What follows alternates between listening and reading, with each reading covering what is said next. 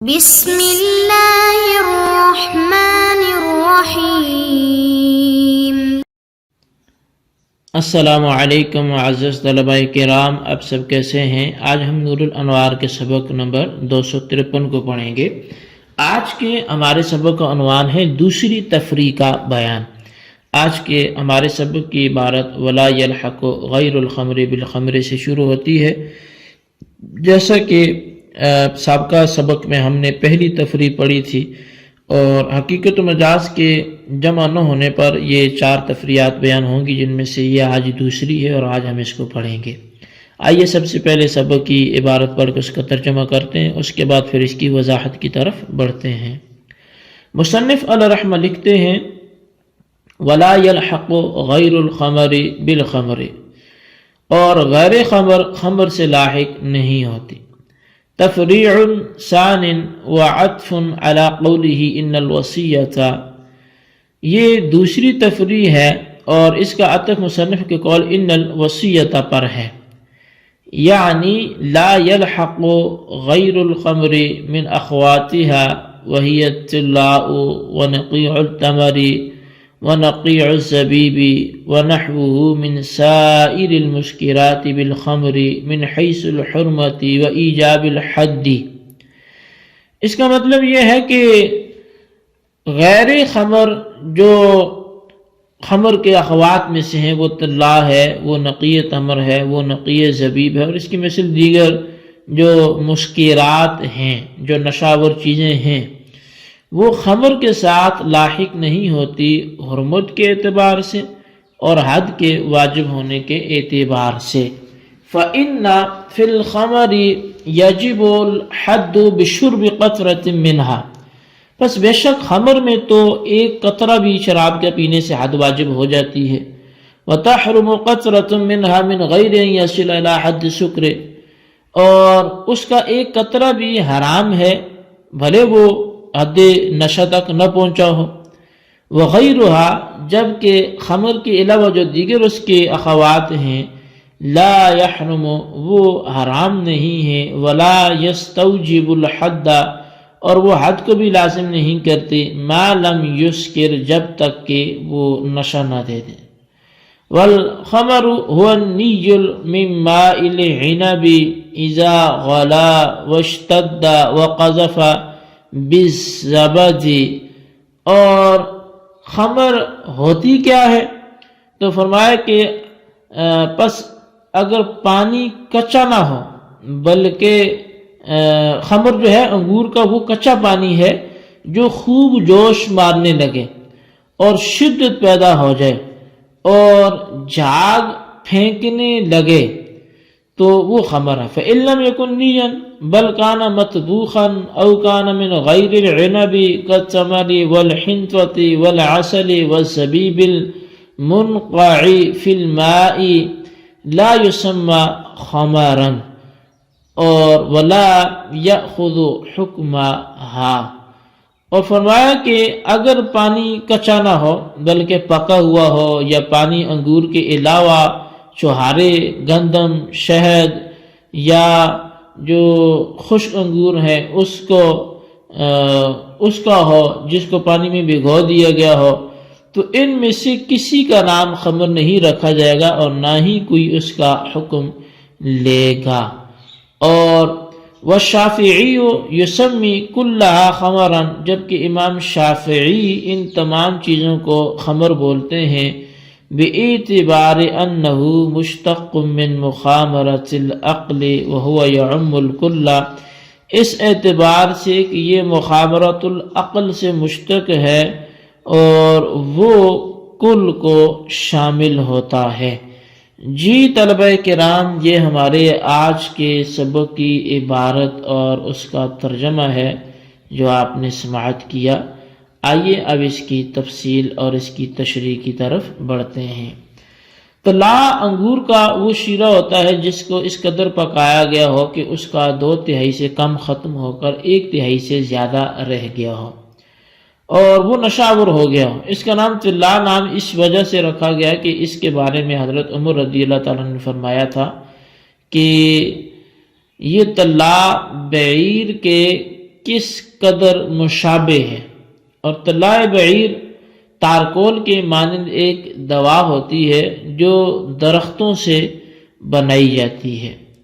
اور کھجلی والے اونٹوں کو ملی جاتی ہے، تو پس چونکہ فاروق اعظم رضی اللہ تعالیٰ عنہ نے شیر انگور کے لیے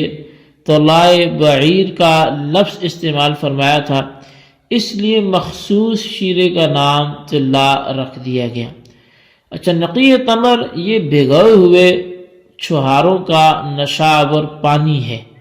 اور نقی زبیب یہ بھگوئے ہوئے خشک انگور کا نشاور پانی ہے۔ یعنی اگر پانی میں چھہارے یا خشک انگور ڈال کر چھوڑ دیا جائے اور وہ جوش مار کر جھاگ پھینکنے لگے تو اس میں نشہ پیدا ہو جاتا ہے، اسی کو نقی تمر اور نقی زبیب کہا جاتا ہے۔ خمر یہ ہے کہ پانی میں تازہ انگور ڈال کر اس کو چھوڑ دیا گیا ہو اور آگ پر پکایا نہ گیا ہو، بلکہ اسی طرح رکھے رکھے اس میں جوش پیدا ہو گیا ہو، یعنی نیچے کی چیز اوپر آ گئی ہو، پھر شدت جوش کی وجہ سے اس میں نشہ پیدا ہو گیا اور جھاگ پھینکنے لگا ہو۔ جھاگ پھینکنا حضرت امام صاحب امام اعظم امام ابو حنیفہ رحمۃ اللہ تعالی علیہ کے نزدیک یہ شرط ہے، لیکن صاحبین کے نزدیک جھاگ پھینکنا یہ شرط نہیں ہے، بلکہ شدت جوش ہی سے خمر ہو جاتی ہے۔ تو حاصل یہ کہ خمر کے لیے اولاً تو یہ ضروری ہے کہ وہ تازہ انگور کی ہو، اور دوسرے نمبر پر یہ ضروری ہے کہ جس پانی میں انگور ڈالے گئے ہیں وہ پانی کچا ہو، انگور ڈال کر اس کو آگ پر پکایا نہ گیا ہو۔ اور سوم تیسری بات یہ ضروری ہے کہ اس پانی میں جوش پیدا ہو جائے، اور امام صاحب امام اعظم امام ابو حنیفہ رحمۃ اللہ تعالی علیہ کے نزدیک اس پانی کا جھاگ پھینکنا بھی ضروری ہے۔ چنانچہ اگر پانی میں تازہ انگور نہ بھگوئے گئے بلکہ خشک انگور بھگوئے گئے ہوں، یا انگور کے علاوہ چھہارے یا گندم یا شہد وغیرہ کوئی دوسری چیز بھگوئی گئی ہو تو وہ خمر نہیں کہلائے گی۔ اسی طرح اگر تازہ انگور پانی میں ڈال کر پکا لیے گئے ہوں تو وہ بھی خمر نہیں کہلائے گی۔ تو بہرحال خمر کی حقیقت یہ ہے کہ انگور کا وہ کچا پانی جس میں جوش پیدا ہو کر نشہ پیدا ہو جائے اور وہ جھاگ پھینکنے لگے، اس کے علاوہ تمام نشہ آور چیزوں کو مجازاً تو خمر کہا جا سکتا ہے، لیکن حقیقتاً خمر نہیں کہا جاتا۔ اس تفصیل کے بعد تفریعی مسئلہ وہ یہ ہے کہ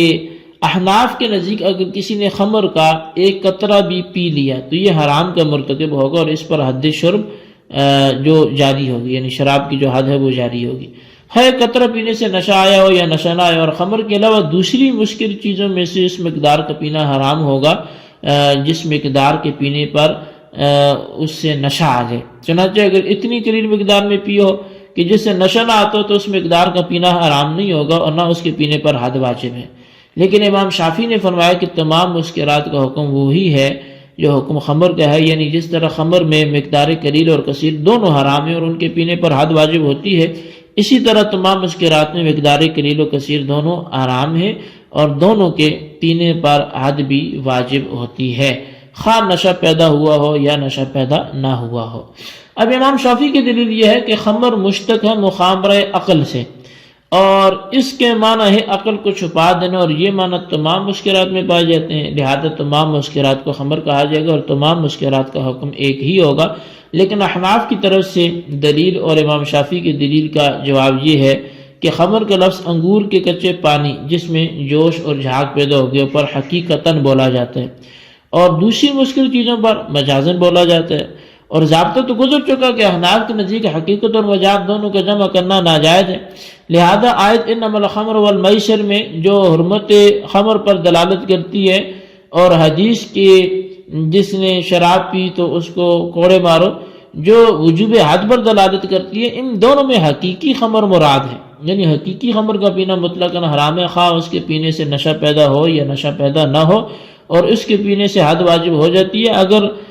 غیر خمر یعنی مشکل چیزوں کو خمر کے ساتھ لاحق کیا گیا اور غیر خمر یعنی مشکل چیزوں کا حکم وہی قرار دیا گیا جو حکم خمر کا ہے، تو اس صورت میں حقیقت و مجاز کا جمع کرنا لازم ہے گا، حالانکہ یہ حناف کے نزدیک قطعاً درست